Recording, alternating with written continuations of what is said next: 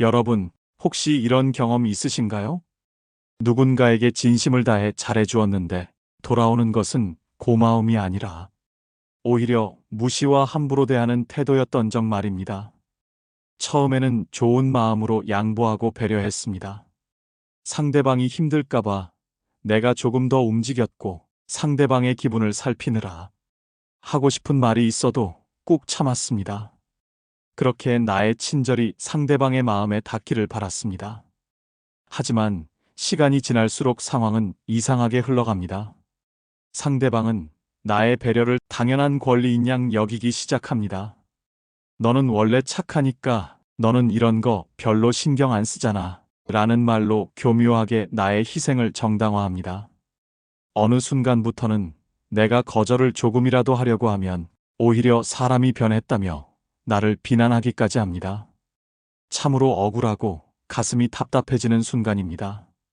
나는 그저 좋은 사람이 되고 싶었을 뿐인데 결과적으로는 만만한 사람이 되어버린 것입니다. 이때 밀려오는 자괴감은 이루 말할 수 없습니다. 내가 너무 바보 같았나? 사람을 너무 믿은 내가 잘못인가? 스스로를 탓하며 밤잠을 설치기도 합니다. 하지만 여러분, 자책하지 마십시오. 이것은 여러분의 마음이 부족해서가 아니라 단지 인간관계의 미묘한 권력의 작동 원리를 잠시 놓쳤기 때문입니다. 착한 마음만으로는 무례한 사람들을 감당할 수 없습니다. 선한 의도에도 그것을 지킬 수 있는 단단한 갑옷이 필요합니다. 조선 후기 가장 위대한 실학자이자 철학가였던 다산 정약용 선생님 역시 이 문제로 깊은 고민을 하셨습니다. 그는 18년이라는 긴 유배 생활 동안 수많은 사람의 배신과 등돌림을 경험했습니다. 한때는 왕의 총애를 받던 신하였으나 하루아침에 죄인이 되어 낯선 땅으로 쫓겨났을 때 세상 인심이 얼마나 간사하고 차가운지 뼈저리게 느꼈습니다. 자신이 베풀었던 호의가 비수가 되어 돌아오는 것을 목격하며 다산은 아들들에게 편지를 써서 세상을 살아가는 법, 그리고 사람에게 휘둘리지 않고 나를 지키는 법을 아주 구체적으로 가르쳤습니다. 오늘 우리는 다산 정약용 선생님의 지혜를 빌려 나의 친절이 무시로 바뀌려고 할 때 우리가 반드시 기억하고 실천해야 할 4가지 핵심 원칙을 깊이 있게 파헤쳐 보려 합니다. 이 4가지만 기억한다면 여러분은 더 이상 사람 때문에 상처받지 않고 오히려 부드러우면서도 그 누구도 함부로 할 수 없는 위험 있는 사람으로 거듭날 수 있을 것입니다. 오늘 우리가 살펴볼 4가지 원칙은 다음과 같습니다. 첫째, 무거운 침묵으로 상대의 경솔함을 제압하는 법입니다. 둘째, 감정을 드러내지 않고 서늘한 예의를 갖추는 법입니다. 셋째, 거절할 때는 변명하지 않고 짧고 단호하게 말하는 법입니다. 넷째, 타인의 평가에 연연하지 않고 홀로 바로 서는 마음가짐입니다. 본격적인 이야기에 앞서 잠시 짧은 이야기를 하나 들려드리겠습니다. 어느 마을에 사람 좋기로 소문난 김 씨가 있었습니다. 그는 이웃이 부탁하면 거절하는 법이 없었고 손해를 보더라도 허허 웃으며 넘기는 사람이었습니다. 마을 사람들은 처음에는 김 씨를 칭찬했습니다. 법 없이도 살 사람이야. 천사 같은 사람이야. 하지만 시간이 지나자 태도가 바뀌었습니다. 김 씨가 밭일을 하느라 바쁜데도 자기네 집 짐을 날라달라고 부르기 일쑤였고 김 씨가 조금이라도 늦으면 사람이 왜 그래 라며 핀잔을 주었습니다. 심지어 김 씨가 빌려준 돈을 갚으라고 조심스럽게 말하자 이웃은 도리어 화를 내며 그깟 푼돈 가지고 째째하게 군다며 김 씨를 나쁜 사람으로 몰아갔습니다. 김 씨는 멍하니 서서 생각했습니다. 도대체 어디서부터 잘못된 것일까? 여러분의 삶에도 이런 김 씨와 같은 순간이 있지 않으신가요? 이제 다산 정약용의 지혜를 통해 그 해답을 찾아보겠습니다. 첫 번째 원칙은 무거운 침묵으로 상대의 경솔함을 제압하는 법입니다. 여러분, 누군가 무례한 말을 던졌을 때 우리는 본능적으로 즉각 대답하려고 합니다. 그것이 해명이든 반박이든 아니면 어색한 상황을 무마하기 위한 억지 웃음이든 말입니다. 하지만 다사는 바로 그 순간 입을 닫고 눈으로 말하라고 가르칩니다. 친절이 무시로 바뀌는 가장 결정적인 순간은 역설적이게도 우리가 너무 많은 말을 할 때입니다. 자신을 변호하기 위해 말이 길어지면 상대방은 그 말꼬리를 잡고 늘어지거나 여러분의 초조함을 간파하고 더 강하게 압박해 옵니다. 또는 상대방의 무례한 농담에 같이 웃어주며 아유, 아니에요라고 받아주는 순간 상대방은 아, 이 사람은 이렇게 대해도 되는구나 라고 무의식 중에 확신하게 됩니다. 다산 정약용 선생님은 유배지에서 아들에게 보낸 편지에서 이렇게 말씀하셨습니다. 말을 많이 하지 말며 격렬하게 성내지 마라. 말이 많은 것은 그 마음이 안정되어 있지 않음을 보여주는 것이고 쉽게 성내는 것은 그 수양의 깊이가 얕음을 드러내는 것이다. 무게 있는 사람은 함부로 입을 놀리지 않는다. 천마디 말보다 무거운 침묵이 때로는 사람을 더 두렵게 만드는 법이다. 이 말씀을 현대적인 상황에 적용해 보겠습니다. 직장 동료나 친구가 선을 넘는 농담을 했다고 가정해 봅시다. 야, 너 오늘 옷 입은 게 좀 촌스럽다. 꼭 우리 할머니 같네. 이런 말을 들었을 때 보통의 착한 사람들은 당황하며 이렇게 반응합니다. 진짜? 아, 오늘 급하게 나오느라 좀 그랬나 봐. 하면서 자신의 기분 나쁨을 숨기고 상대방의 비위를 맞추며 자신을 깎아내려 분위기를 수습하려 합니다. 이것이 바로 무시의 시작점입니다. 다산의 지혜를 빌려 대처한다면 어떨까요? 상대방이 무례한 말을 던졌을 때 즉시 대답하지 마십시오. 약 3초간 아무 말 없이 상대방의 눈을 가만히 응시하십시오. 표정은 화를 내는 것도 아니고 웃는 것도 아닌 무표정한 상태여야 합니다. 이 3초의 침묵은 엄청난 힘을 발휘합니다. 대화의 흐름이 뚝 끊기면서 상대방은 갑자기 찾아온 정적에 당황하게 됩니다. 자신이 뱉은 말이 허공에 맴돌며 그 말이 얼마나 부적절했는지가 부각되기 때문입니다. 상대방은 스스로 민망함을 느끼고 아, 농담이야, 농담. 왜 그렇게 정색해? 라며 주춤 물러서게 됩니다. 그때 아주 낮고 차분한 목소리로 짧게 말하십시오. 말씀이 좀 지나치시네요. 혹은 그 말은 듣기 불편합니다. 구구절절 설명하지 마십시오. 내가 오늘 아침에 바빠서 옷을 못 골랐는데 라는 식의 변명은 여러분의 위엄을 해칩니다. 침묵과 짧은 한마디, 이것이 상대방으로 하여금 여러분을 함부로 건드릴 수 없는 사람으로 인식하게 만드는 첫 번째 열쇠입니다. 다사는 또한 이렇게 덧붙였습니다. 발을 무겁게 하고 손을 공손히 하며 입을 다물고 신중히 하라. 이것이 곧 위엄이다. 위엄은 큰 소리 치는 데서 나오는 것이 아니라 스스로를 절제하는 모습에서 우러나오는 것이다. 여러분이 평소에 말이 많고 자신의 속내를 너무 쉽게 드러내고 남의 말에 일일이 반응했다면 이제부터는 조금 무거운 사람이 되어 보십시오. 친절함 속에 감춰진 단단한 침묵은 상대방에게 존경심을 불러일으키는 가장 강력한 무기입니다. 두 번째 원칙은 감정을 드러내지 않고 서늘한 예의를 갖추는 법입니다. 친절이 무시로 변할 때 많은 분이 저지르는 실수가 하나 있습니다. 바로 감정적인 호소를 하거나 반대로 같이 화를 내는 것입니다. 내가 너한테 어떻게 했는데 이럴 수 있어? 너무 섭섭하다, 진짜.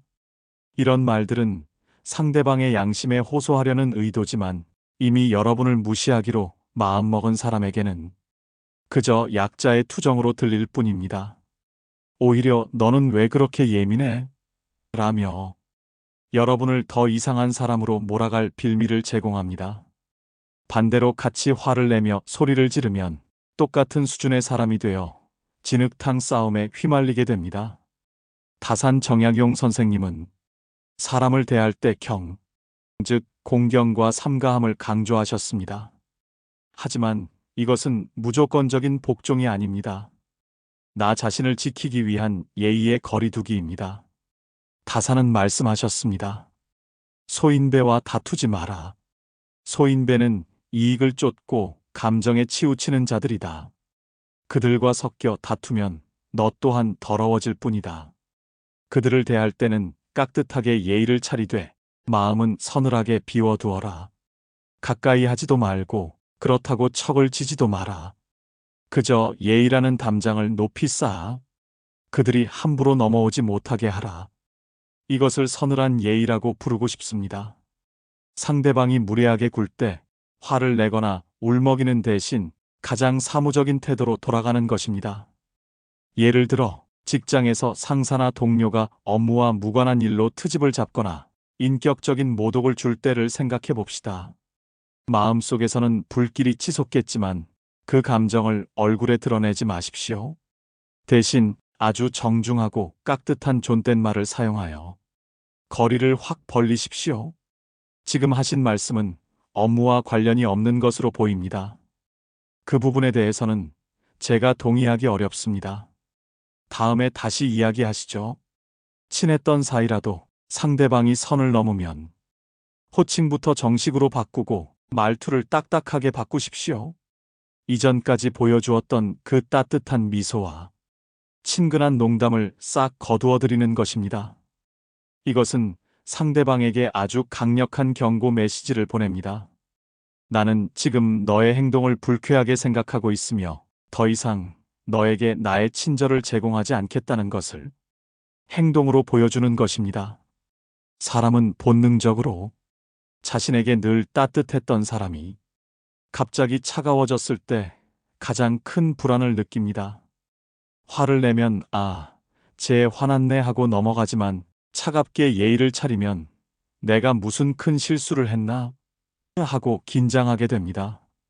다사는 아들에게 보낸 편지에서 근신의 중요성을 수없이 강조했습니다. 나의 감정을 남에게 섣불리 보이지 않는 것, 기쁨도 노여움도 쉽게 드러내지 않는 것, 그것이 바로 나를 보호하는 갑옷입니다. 기쁘다고 해서 촐싹대지 말고 화난다고 해서 펄펄 뛰지 마라. 내 마음의 주인이 되어라. 내가 내 마음을 다스리지 못하면 남들이 너를 조종하려 들 것이다. 여러분의 친절이 무시당하고 있다면 지금 당장 그 친절을 거두십시오. 그리고 그 자리에 예의를 채우십시오. 친절은 선택이지만 예의는 의무입니다. 상대방에게 의무적인 예의만 갖추고 여러분의 소중한 마음인 친절은 더 이상 내어주지 마십시오. 그 차가운 온도 차이가 상대방으로 하여금 여러분을 다시 보게 만들 것입니다.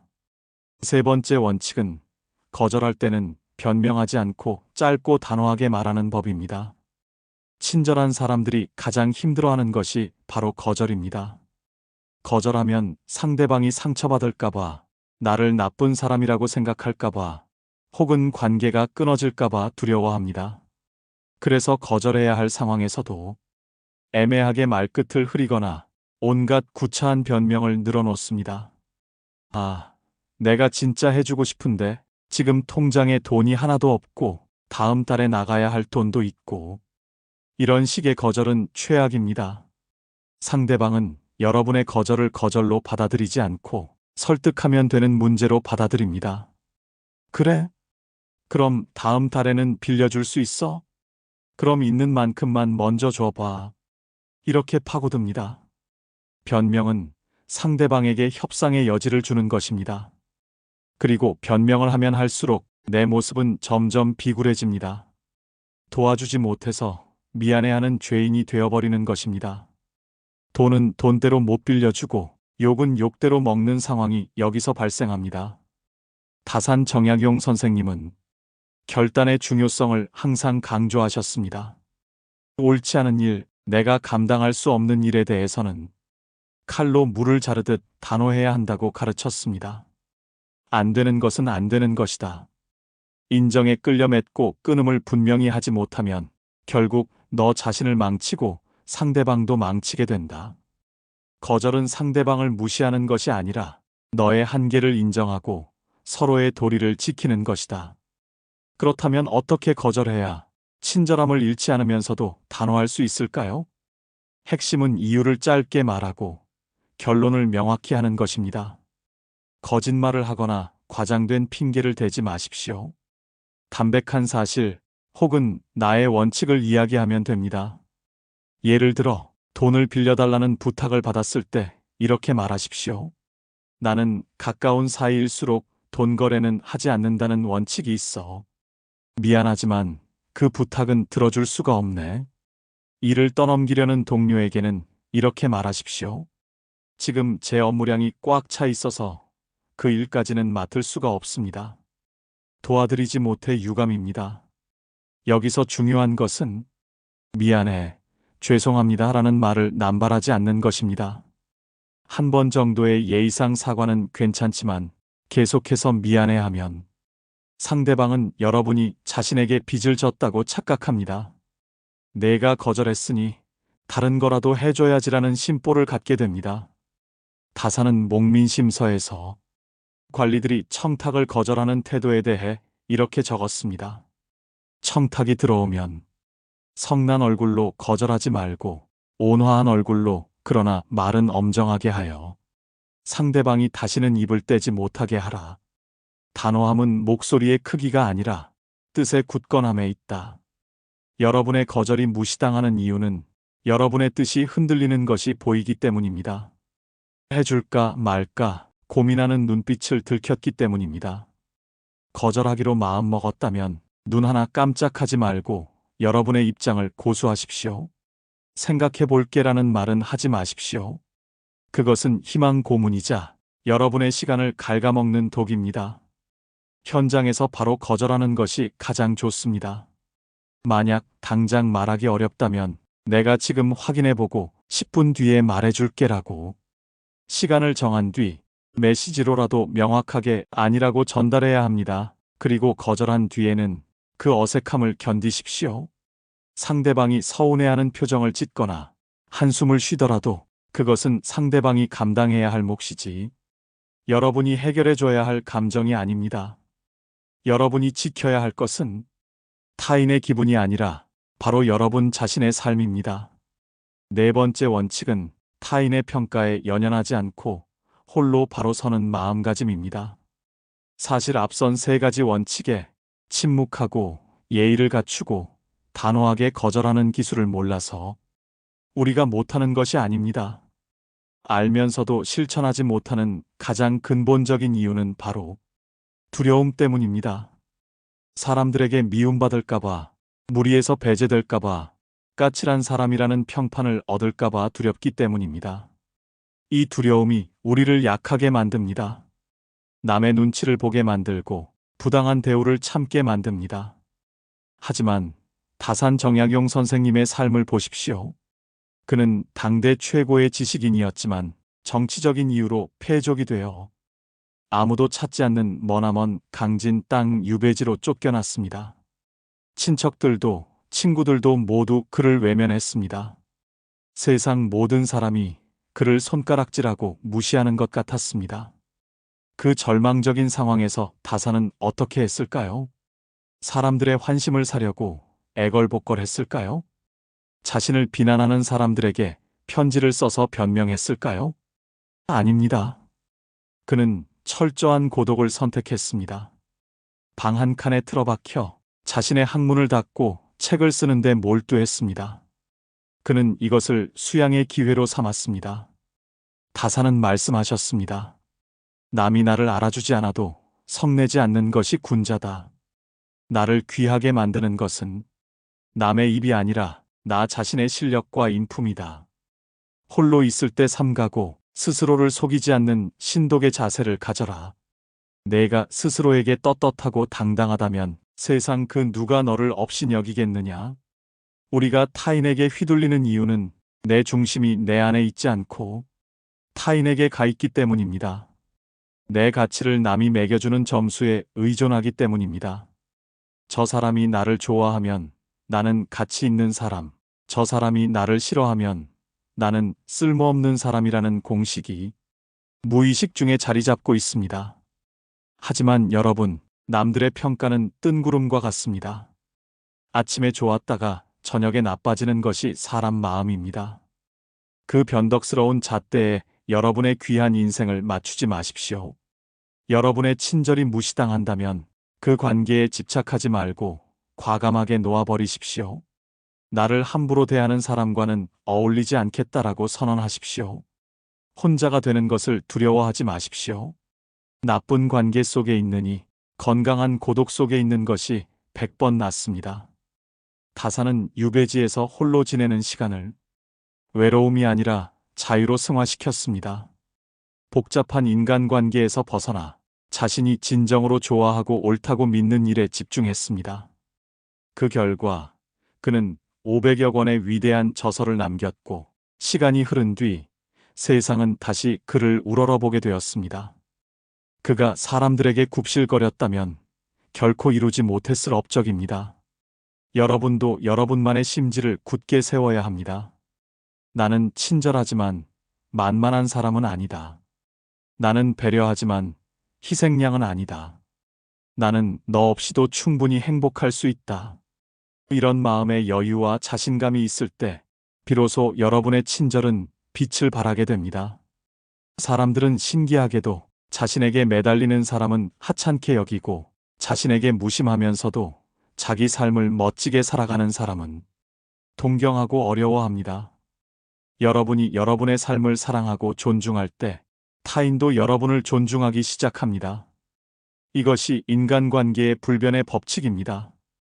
여러분의 가치를 스스로 증명하십시오. 운동을 해서 몸을 건강하게 만들고 책을 읽어 지혜를 쌓고 취미를 즐기며 삶의 기쁨을 찾으십시오. 그렇게 내면이 꽉 찬 사람은 누가 건드려도 쉽게 흔들리지 않습니다. 그리고 그런 사람에게서 뿜어져 나오는 아우라는 감히 누구도 무시할 수 없는 무게감을 갖게 됩니다. 사랑하는 여러분, 지금까지 다산 정약용 선생님의 지혜를 빌려 친절이 무시로 바뀌는 순간 대처하는 4가지 원칙을 살펴보았습니다. 다시 한번 마음 깊이 새겨보겠습니다.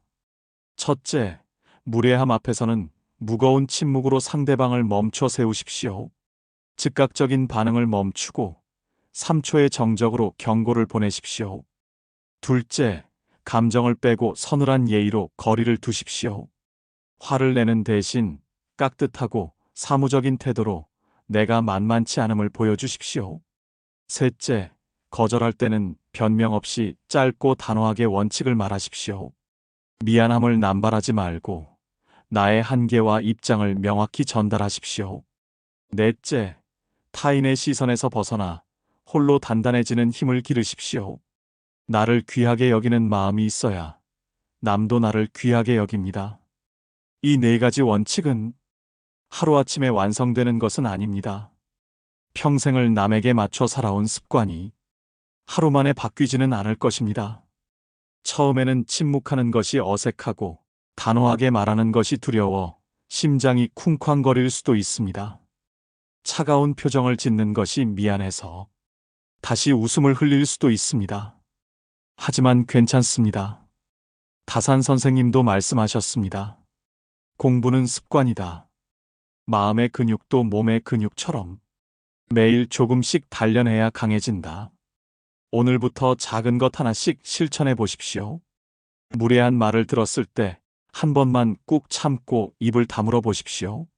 부당한 부탁을 받았을 때 눈 딱 감고 그건 어렵겠습니다라고 말해 보십시오. 그 작은 성공의 경험들이 쌓여 어느새 여러분을 단단하고 기품 있는 사람으로 만들어줄 것입니다. 친절은 훌륭한 미덕입니다.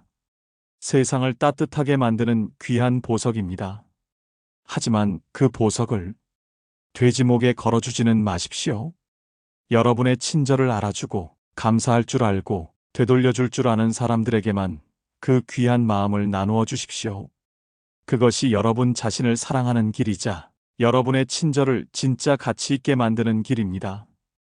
여러분이 더 이상 사람 때문에 아프지 않고 여러분의 선한 마음이 존중과 사랑으로 보답받는 삶을 사시기를 진심으로 응원합니다. 당당하게 그리고 우아하게 여러분 자신을 지켜내십시오. 오늘 들려드린 정약용 선생님의 지혜가 여러분의 인간관계에 작은 등대와 같은 빛이 되었기를 바랍니다. 마음이 흔들릴 때마다 이 원칙들을 꺼내어 되새겨 보셨으면 좋겠습니다. 이 이야기가 여러분의 삶에 조금이라도 힘이 되었다면 구독과 좋아요를 눌러주세요. 여러분의 작은 관심이 더 깊은 지혜를 나누는 큰 힘이 됩니다. 감사합니다.